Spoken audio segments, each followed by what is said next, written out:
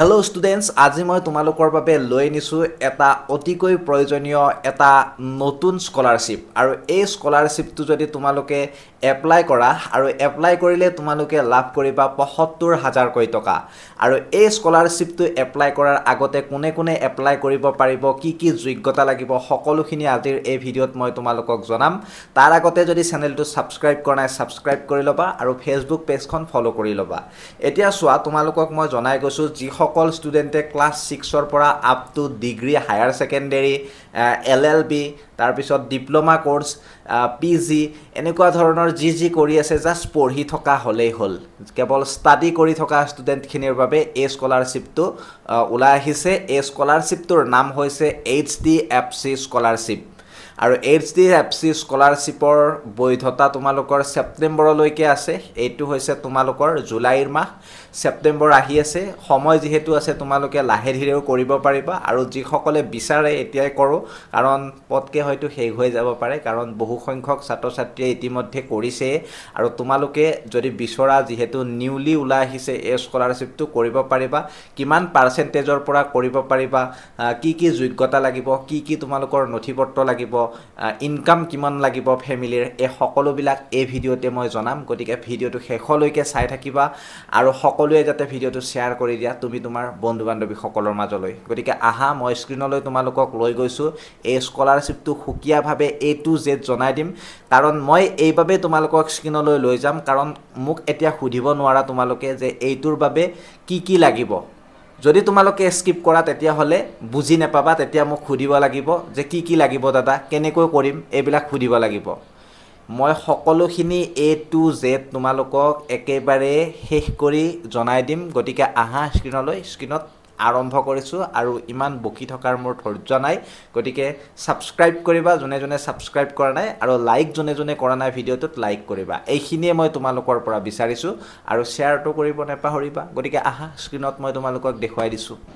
ইয়াত তোমালোকে দেখিছা HDFC বেংক পৰিৱৰ্তনছ ECSS প্ৰগ্ৰেম 2024 to 2025। ইয়াত স্কলাৰশ্বিপ এৱাৰ্ড তোমালোকে দেখিছা, এয়া ৭৫,০০০ টকা। আৰু এইটোত কেনেকৈ এপ্লাই কৰিব লাগে, এই যিটো এপ্লাই অপশ্যন আছে ইয়াত ক্লিক কৰি এপ্লাই কৰিব পাৰিবা। কিন্তু এপ্লাই কৰাৰ আগতে বহুখিনি কথাই জানি ল'ব লাগিব, সেইখিনি মই তোমালোকক জনাই যাম। আৰু ইয়াত তোমালোকে প্ৰথমতে দেখিছা ইলিজিবিলিটি দেখিছা। ইলিজিবিলিটি পোষ্ট গ্ৰেজুৱেটৰ বাবে তোমালোকৰ 4 ছেপ্টেম্বৰলৈকে আছে। যিসকলে পোষ্ট গ্ৰেজুৱেট কৰি আছা, পোষ্ট গ্ৰেজুৱেটখিনিৰ বাবে যি এলিজিবিলিটি লাগে সেইখিনি মই ইয়াত দেখুৱাই দিবলৈ চেষ্টা কৰিছোঁ। আৰু পোষ্ট গ্ৰেজুৱেট ষ্টুডেণ্টখিনিয়ে ইয়াত দেখিছা যে for general post graduate student INR ৩৫,০০০।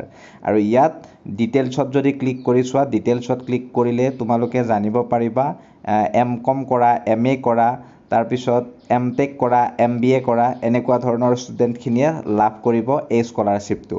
আৰু ইয়াত দেখিছে যে the applicant must have pass the previous qualifying examination with at least 55% mark. অৰ্থাৎ UGত তোমালোকৰ 55% মাৰ্ক থাকিব লাগিব, তেতিয়াহে এই স্কলাৰশ্বিপটো লাভ কৰিব পাৰিবা। যিসকলে MA পঢ়ি আছে, MCOM কৰি আছে, MTech কৰি আছে, MBA কৰি আছে, তেওঁলোকে এই স্কলাৰশ্বিপটোৰ বাবে আবেদন কৰিব পাৰিব। অনলি ফৰ 55% থাকিব লাগিব। আৰু ইয়াত ডকুমেণ্টছ কি কি লাগিব তেওঁলোকৰ আছে, passport size photo, previous year marksheet, তাৰপিছত আইডেণ্টিটি প্ৰুফ অৰ্থাৎ আধাৰ কাৰ্ড, ভোটাৰ কাৰ্ড, ID বা ড্ৰাইভিং লাইচেঞ্চ যদি আছে এইকেইটাৰ যিকোনো এটা দিলে হৈ যাব। কাৰেণ্ট ইয়াৰ এডমিশ্যন প্ৰুফ দিব লাগিব। তাৰপিছত এপ্লিকেণ্ট বেংক পাছবুক লাগিব। Next income proof of any of the following. ইয়াত দেখিছে ইনকাম প্ৰুফ ইছুইড বাই গ্ৰাম পঞ্চায়ত।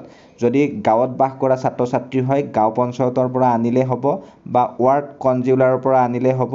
তাৰপিছত ইনকাম প্ৰুফ ইছুইড বাই SDM, DM, CO এনেকুৱা ধৰণৰ ব্যক্তিৰ পৰা আনিলে হ'ব, বা এফিডেভিট ওলাই ল'লেও হ'ব। এফিডেভিটখন লাগিবই। গতিকে এই তিনিটা গুৰুত্বপূৰ্ণ ইনফৰ্মেশ্যন বা এই তিনিটা গুৰুত্বপূৰ্ণ তোমালোকৰ নথি লাগিব। আৰু proof of family personal crisis অৰ্থাৎ ইফ এপ্লিকেবল যদি হয় তেতিয়া লাগিব। গতিকে এইখিনিয়ে গুৰুত্বপূৰ্ণ নথিপত্ৰ তোমালোকৰ।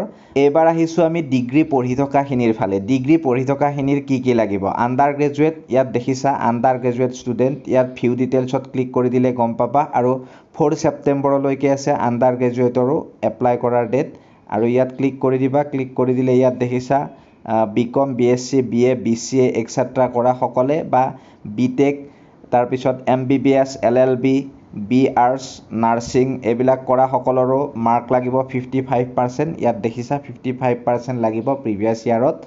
আৰু ধুনীয়াকৈ এনুৱেল ইনকাম মানে ফেমিলিৰ 2.5 লাখৰ ভিতৰত হ'ব লাগিব। 2.5 লাখৰ বেছি হ'লে নেপাবা। তাৰপিছত ইয়াত দিছে পইচাটো দেখিছা, পইচাটো কিমান পাবা, 30,000 পৰা 50,000 টকা পৰ্যন্ত লাভ কৰিব পাৰিবা। আৰু যিখিনি তোমালোকৰ ডকুমেণ্টছ লাগিব সেই ডকুমেণ্টছখিনি একেই হয়, তাৰ লেখীয়াই হয়। আপোনালোকৰ PGৰ যিখিনি মই কথা ক'লোঁ PGৰ লেখীয়াই হয়। তোমালোকৰ কেৱল ইয়াত হায়াৰ ছেকেণ্ডেৰীৰ মাৰ্কশ্বিটখন লাগিব। তাৰপিছত আধাৰ কাৰ্ড, পান কাৰ্ড যি আছে, এডমিশ্যন লোৱা যিটো তোমালোকৰ শ্লিপ হয় বা ৰিচিভ হয় সেই ৰিচিভ বা শ্লিপখন লাগিব। তাৰপিছত এপ্লিকেণ্টৰ পাছবুক লাগিব। আৰু ইনকামৰ যিখিনি বস্তু সেইখিনি মই ক'লোৱে, ইয়াৰ ভিতৰত হ'লেই হ'ল। ইনকামৰ মানে এই তিনিটা যি আছে, মোৰ প্ৰথমটোত অলপ ভুল হৈছে, এই তিনিটা যি আছে এই তিনিটাৰ যিকোনো এখন হ'লেই হ'ল। যিকোনো এখন ইয়াৰ মানে কি তোমালোকৰ ইনকামৰ এখন চাৰ্টিফিকেট হ'লেই হ'ল। এই তিনিটাৰ যিকোনো এটা হ'লেই হ'ল। তাৰপিছত আহিছোঁ আমি নেক্সট স্কুল ষ্টুডেণ্ট। স্কুল ষ্টুডেণ্টৰো আছে 4 ছেপ্টেম্বৰলৈকে। আৰু 4 ছেপ্টেম্বৰৰ ভিতৰত সকলোৱে কৰিব লাগিব। ভিউ ডিটেইলছত যদি যাওঁ 55% মাৰ্ক থাকিব লাগিব।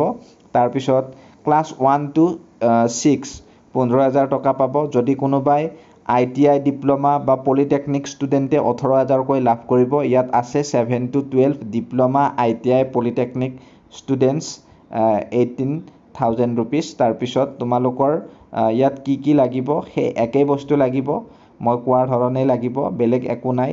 আগৰ কেইটাৰ লেখীয়া একেই হ'ব। আৰু ইনকামৰ কথাটো গমেই পাইছা কিমান লাগিব কি লাগিব।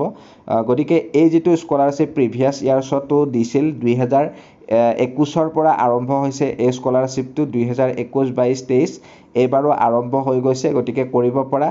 আৰু এইটো মই আৰু কৈ নাথাকোঁ, programme for school student. School ষ্টুডেণ্টখিনিৰ কথা মই অলৰেডি ক'লোৱে। গতিকে আণ্ডাৰ গ্ৰেজুৱেটখিনিৰ কথাও মই ক'লোৱে। আৰু এই যিখিনি তোমালোকৰ পোষ্ট গ্ৰেজুৱেট ষ্টুডেণ্ট আছে পোষ্ট গ্ৰেজুৱেটৰ কথাখিনিও ক'লোঁ, ইয়াত দুবাৰকৈ উল্লেখ কৰিছে বাৰু।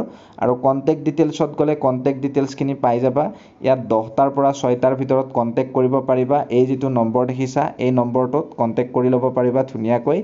আৰু ইয়াত তোমালোকে মনডেৰ পৰা ফ্ৰাইডে অৰ্থাৎ আজি নোৱাৰিবা, আজি যিহেতু ৰবিবাৰ আজি কৰিব নোৱাৰিবা। বা এই যিটো তোমালোকৰ মেইল ID আছে এই মেইল IDটো সুধি ল'ব পাৰা এই যিটো ইনফৰমেশ্যন এই ইনফৰমেশ্যনটোৰ কথা। আৰু তোমালোকে ধুনীয়াকৈ এপ্লাই কৰিব পাৰিবা। এপ্লাই অপশ্যন আছে, এই এপ্লাই অপশ্যনত ক্লিক কৰিলে ধুনীয়াকৈ তোমালোকে কোনটোৰ এপ্লাই কৰা ইয়াত আহি যাব। ইয়াত এপ্লাই নাওত ক্লিক কৰি দিবা। এপ্লাই নাওত ক্লিক কৰি গুগলৰ যিটো জিমেইল একাউণ্ট আছে সেই জিমেইল একাউণ্টেৰেও লগ ইন হ'ব পাৰা বা মোবাইল নম্বৰেৰেও লগ ইন হ'ব পাৰা।